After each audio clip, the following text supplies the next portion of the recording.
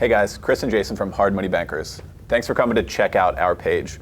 We want to talk to you about a tremendous opportunity available to you right now in the world of real estate.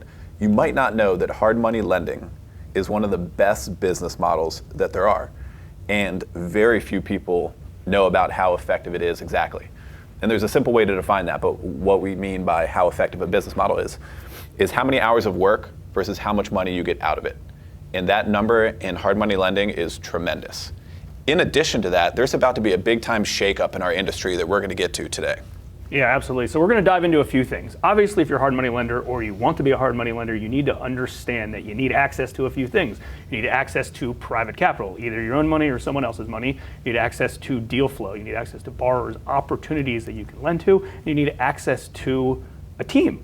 An internal team, maybe some originators, some processors, some bookkeepers, some services, an external team, maybe some attorneys, some title companies, and things like that. But first, here's a little bit about ourselves. Yeah, so Jason and I started Hard Money Bankers about 10 years ago, right after the entire market had crashed. Everything was at the bottom. We were raising private capital, trying to get deals, putting everything together at once. We'd already quit our jobs, we already quit our salary jobs, and we had to put this thing together fast. So we had to do it all very quickly. Now, 10 years into the future, we're a team of maybe 12, 14 people, have about $35 million outstanding in the loan portfolio with plenty more available on the sidelines. And we've rolled through probably in between 1,500 and 1,700 loans. So we have a lot of good stuff to share with you today, and we're going to get right into it. Okay guys, first things first, we're going to talk about raising capital. In order to lend money, you need some money. No, it doesn't necessarily have to be your own. It could. I mean, if you're in that position, that's a great thing, but it certainly wasn't where we were when we started 10 years ago. So let's talk about some of the options for getting private capital to put into hard money loans. Okay, first things first, you need to define your business model. This is one of the best things about what we do, is that we get to make all the rules. You define the underwriting criteria, you define the price, how much you're lending, what it's going to cost, what return is being paid to the investor. You lay it all out, and we're going to show you exactly how we do it here in the near future. When you go to investors, you have to have your game plan together. Like I was saying, you have to have all your underwriting criteria. Here's how we do it. Here's what we're looking for. Here's why it's a safe investment. Define exactly what your business model is. Then you're going to look for the right lending partners, your right capital investors, because believe me, we've been down the road. There are many, many people and groups or companies that are not a great fit for your lending business, and a lot that are. So we're going to dive into that for sure. One of the best ways to start looking for private capital is to, if you picture the circles of your network from LinkedIn, your first degree network and your second degree network. In those two circles is everybody you need. You might very well know a lot of people personally in your first degree network that are going to fit the criteria that we talk about to be a good capital investor for you. And one step further, the people that they know, your second degree network, is an absolute ton of people who are going to be a great fit for you. There's a number of things to consider when approaching potential private investors. One thing, I'm going to jump ahead real quick, is that currently in the industry, there's a lot of capital in the market. You have a lot of options. You have your private investors, your individual small companies, little funds, things like that, and you also have institutional money. And there could be, pros and cons on either side. We personally prefer private capital. We control all of it, all the underwriting, all the pricing, the process, exactly how it works. And we can also hedge our risk by having a number of different people involved in our fund. It's not like there's one source of capital that can pull the plug at any time, which is one of the potential downfalls of institutional money. Right now, there's a lot of institutional money in the game, and it's even cheap. In all likelihood, it's not going to be there forever for the mere fact that it wasn't there before the past 3 or 4 years. That being said, there is opportunity to capitalize on using institutional money because it's cheap, could be a short-term cash grab, and there's nothing wrong with that. That being said, the long-term scope of the business model, the real beauty of it, is all about private capital. And private capital has to do with individuals and their personality types. You might be familiar with the DISC personality profile, which is very common, very, very useful in business. And over time and experience, especially at the beginning, I've learned that there are 2 main personality types to focus on and 2 to stay away from. I'm not going to go into a super long explanation of every personality type because it's kind of beyond the scope of what we're doing here in this video, but you're going to be focusing on the D and the S personality types. If I were you, I would go look that up in the near future, learn a little bit about that. Here later on, we're going to explore that a little bit more. The ones to stay away from are the I and the C. Now, it's going to be a challenge with people who have capital and are offering it to you potentially, but you can kind of sense that they're a bad fit. Early on, it's definitely challenging to have the discipline to turn that down and to focus on the right people. If you can, believe me, you're going to be doing yourself a gigantic favor. But the fact of the matter is it's not easy to do so, especially when you're just starting to get going, when you're really just starting to build your business. So that was a little intro on raising private capital. Hope you learned some good stuff from that, and we'll be back with you soon. Okay, so we're going to talk about finding deals and borrowers. We're finding loans that we're going to be lending against. Now, first off, you need to understand where your geographic areas are before you can start marketing for some of these borrowers. What do I mean by that? So our main office is in Columbia, Maryland. That's where I am right now. We have another office in Philadelphia, another office in Virginia. Now, we only lend in Maryland, Virginia, DC, and Pennsylvania because those are the areas that we know. And I think that's super important in this type of business to only do lending in areas that you feel comfortable in. Now, don't get me wrong, there's lenders out there, hard money lenders out there that lend nationwide, and if that's what they want to do, great. We feel there is enough opportunities and enough loans in the geographic markets that we're in that we want to stay local. We go out to all the properties, we meet our borrowers. It's a very kind of hands-on approach. You know, we're lending somebody money. We want to get that money back. So we try to stay local. We do believe this is a local business model. You can choose to do what you want, but I want to let you know how we do it. So where to find some of these borrowers? Obviously, there's online and offline channels. Let's talk about online first. So online, Google AdWords, the search, the display, Facebook, all the social platforms. We're big content marketers. We do a lot of marketing. Obviously, the name of the game in any business is you need business. In order to get business, you need to do marketing. You need to put some marketing budget in place. So we do a lot of online stuff. There's list directories. We're very passionate and we're very, what's the best word? We're very active in growing our email database because, for instance, we send out emails on a regular basis to our database. Maybe they have an opportunity that they need money on right now. Maybe they don't. But we send an email out on a regular basis. One thing we're really proud of is we have sent at least one email out per week for the last 10 years since we've been in business. So it's a good way to drive traffic whenever we have maybe some smaller months. We send an email out and the phones start ringing again. So make sure you're doing and spending time on marketing free stuff and paid stuff on a regular basis. Daily. You need to make a habit of doing marketing to make sure leads are coming in.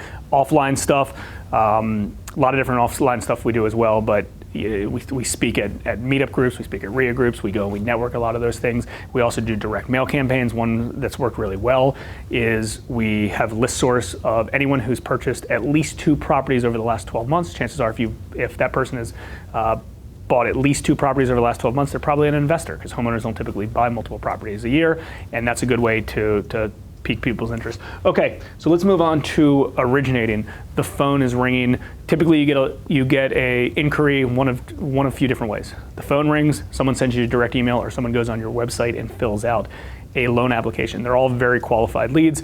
The purpose is as soon as you can, get in touch with these people. Now, the origination and the underwriting typically happens side by side.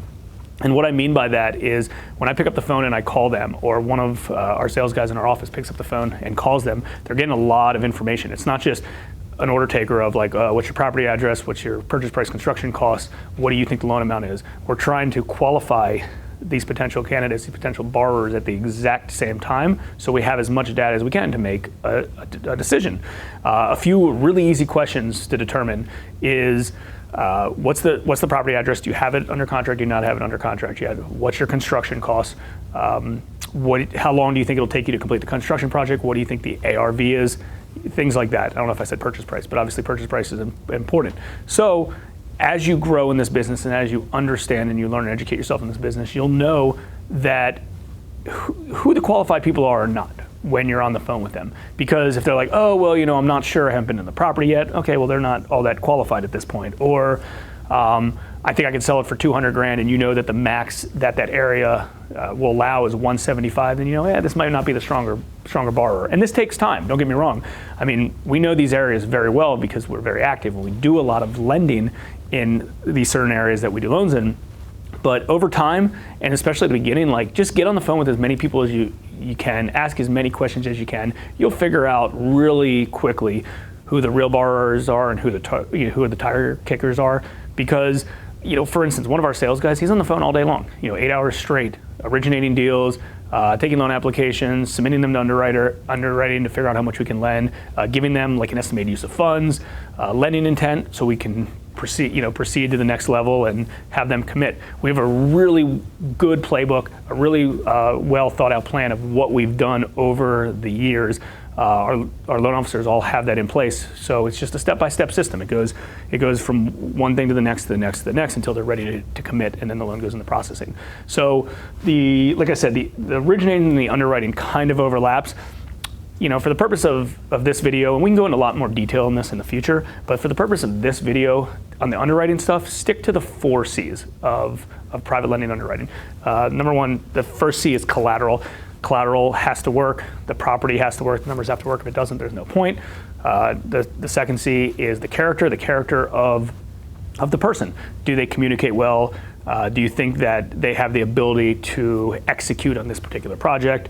If you're having a hard time getting them on the phone now, imagine how hard it'll be to get on the phone if they owe you money in the future. So character is super important. Make sure you meet your borrower one-on-one. You can learn a lot by them as well. The third C is capacity. Do they have enough money to bring to the table for the down payment? Can they make their monthly payment? Do they have a valid exit strategy? Do they have the capacity to execute the project? Number 4 C is credit. How's their credit score? Credit isn't obviously the most important indicator, but it does paint a picture and tell a story about their past. So those are the 4 C's in order with underwriting. I think you should kind of follow that step. We go into a lot more detail related to that, some stuff that Chris and I do for a few private clients. Okay, servicing. So one thing to keep in mind, when you get in the hard money lending business, you don't just want to broker loans to a private lender and then make fees up front. Now it's great to make 3, 4, 5, 6, 7 points on the front end of a loan, but I promise you that as you grow this portfolio and you're taking servicing fees, you're gonna really create a nest egg and make really good money on a regular basis on that. What do I mean by that? Let's say you want to lend out at 13% and give your investors 10%, let's just say. You're making a 3% servicing fee on that money, 3% annualized. Now that adds up. Maybe you only have a few $100,000 on the street right now or a few $1 million on the street. Well, adds up. I mean, you can do the math. We have $35 million outstanding on the streets. So you do the math of 3, 4, 5% on the servicing fee on an annualized basis, it ends up being real money. So I know a lot of hard money lenders out there kind of just act as brokers. I think that's short-lived. You're just chasing around fees. That's not what you want to be. You want to be servicing the loans. And the servicing the loans isn't all that hard, especially when you have a good formula. Maybe it takes a little bit of time to do 1 or 2, but if you have a good formula in place, you put the right servicer, an employee in place maybe, a bookkeeper, an accountant, a controller, and they can help. There's a lot of different servicing softwares out there. We currently use one called the Mortgage Office. It's a little bit pricey, but the size of our portfolio makes sense. So we're gonna share a lot of that stuff with you as well. Okay, so we're gonna talk about creating your proper team. First, let's start talking about your internal team. Now, if you're just starting out, or you're kind of a one-man operation, lending your own money or lending someone else's money, all of these positions may be you. That being said, as you grow, you do need to expand to help yourself with some of this stuff. So, for instance, I'm just gonna give you a breakdown of what we have in our current lending company. So Jason, I do all the underwriting.